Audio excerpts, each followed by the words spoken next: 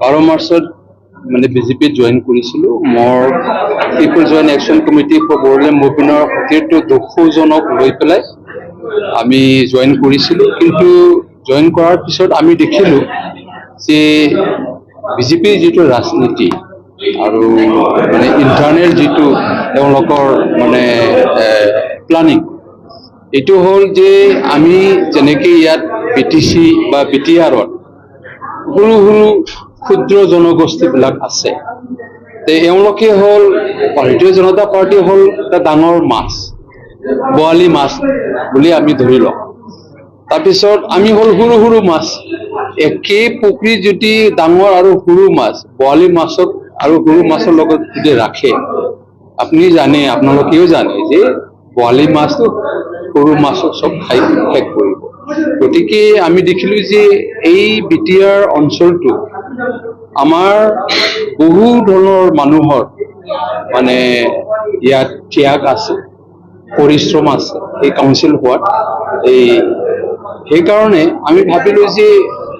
যেহেতু এই কাউন্সিলটো আমি যিকোনো পৰ্যায়ত আমি সেফগাৰ্ড দিব লাগিব বচাব লাগিব আৰু আমাৰ এই 35 লক্ষ এই যিবিলাক আমাৰ মানুহ আছে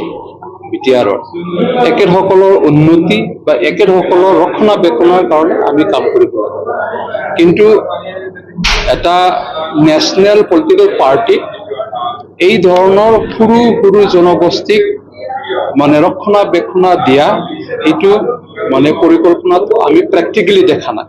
গতিকে সেইকাৰণে আমি ইউ টাৰ্ণ হৈ পেলাই যিকোনো ৰিজনেল পলিটিকেল পাৰ্টি এটাত জইন কৰিম বুলি ডিচিশ্যন লৈ আমি 17 ফেব্ৰুৱাৰীত মোৰ সতীৰ্থ 700 বিজেপিৰ 700 কৰ্মী আৰু সদস্য একেলগে আমি 17, 18, 19, 20 এই 4 দিনৰ ভিতৰত আমি মাছ ৰেজিগনেশ্যন কৰিছো তাৰপিছত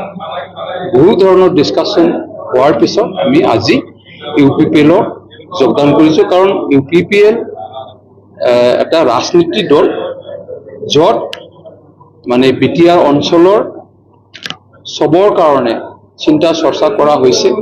আৰু এটা স্মাৰ্ট যিটো ভিজন তেওঁলোকে বনাইছে সেইটোৰ প্ৰতি আমাৰ আকৰ্ষণ হৈছে আৰু আমি ভাবিছো যে আমাৰ যি এক্সপিৰিয়েঞ্চ আছে যি স্কিল আছে সেইটো আমি অলপ হ'লেও মানে কন্ট্ৰিবিউট কৰি পেলাই এই কাউন্সিলটো ৰক্ষণাবেক্ষণ আৰু কাউন্সিল ডেভেলপমেণ্টৰ কামত আমি সহায় কৰিম বুলি আগবাঢ়ি আহি আজি জইন কৰিছো